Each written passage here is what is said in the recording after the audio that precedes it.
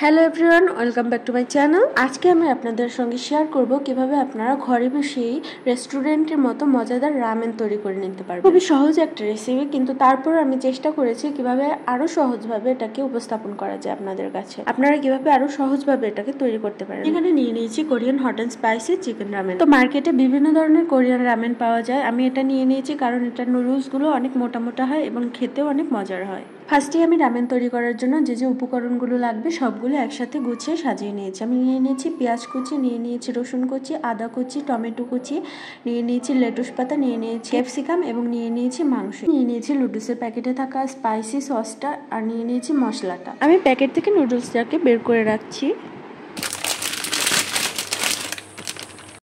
তারপর একটি গরম কড়াই আমি নিয়ে নিচ্ছি সয়াবিন তেল। এই তেলটাকে আমি গরম হতে দিব, ততক্ষণে আমি মাংসগুলোকে ম্যারিনেট করে মাংসের মধ্যে নুন, হলুদ এবং লবণ দিয়ে আমি এটাকে হাত দিয়ে সুন্দরভাবে ম্যারিনেট করে নেব। গরম তেলে আমি মাংসগুলোকে লাল লাল করে সুন্দর করে নাড়িয়ে চাড়িয়ে ভেজে নেব। যখন মাংসটা পুরোপুরি সিদ্ধ হয়ে যাবে এবং উপরে লাল লাল হয়ে যাবে তখন আমি এটাকে ভেজে নামিয়ে নেব। তো আমার ভাজা হয়ে গেছে, এবার আমি এটাকে আস্তে আস্তে করে নামিয়ে নিচ্ছি। মাংসগুলোকে তুলে নিচ্ছি। তুলে নেওয়ার পরে কিন্তু আমি এই তেলে বাকি রান্নাগুলো করব।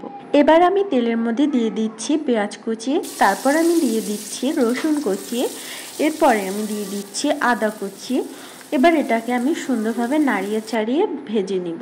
এগুলোকে বাদামি রং করে ভেজে নিতে হবে। তারপরে এগুলো বাদামি রং করে ভাজা হয়ে গেলে এর ভিতরে দিয়ে দিতে হবে টমেটো কুচি। আমি অল্প পরিমাণে টমেটো কুচি দিয়ে দিচ্ছি। এবার এগুলোকে নাড়িয়ে চাড়িয়ে সুন্দরভাবে ভেজে নিতে হবে। তার মধ্যে দিয়ে দিচ্ছি লেটুস পাতা, বা এখানে আপনারা ধনিয়া পাতাও ব্যবহার করতে পারেন।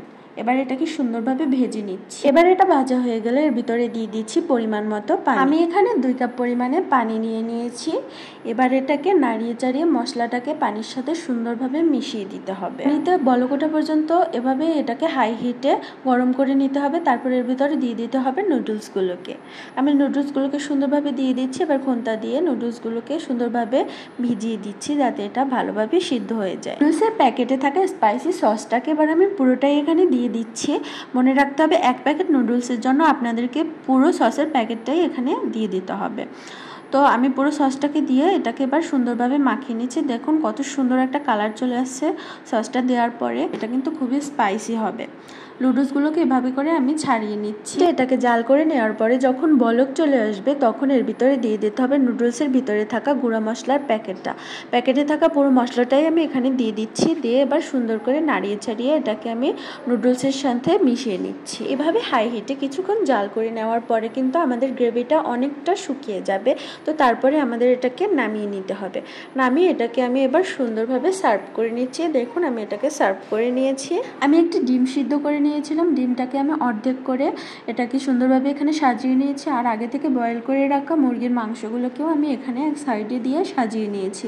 তো এভাবেই আমি সুন্দরভাবে সাজিয়ে এটাকে সার্ভ করে নিচ্ছি। এটার গ্রেভিটা দেখুন আর কালারটা দেখুন কতটা সুন্দর একটা কালার এসছে, এবং এটার টেস্টটাও কিন্তু খুবই ভালো। তো আপনারা এভাবেই তৈরি করে নিতে পারেন রেস্টুরেন্টের মতো বাসায় বসেই কোরিয়ান স্পাইসি রামেন। তো কেমন লাগলো আমার ভিডিওটা আশা করি অবশ্যই জানাবেন, এবং আমার ভিডিওটা যদি ভালো লেগে থাকে তাহলে লাইক এবং সাবস্ক্রাইব করে আমার পাশেই থাকবেন।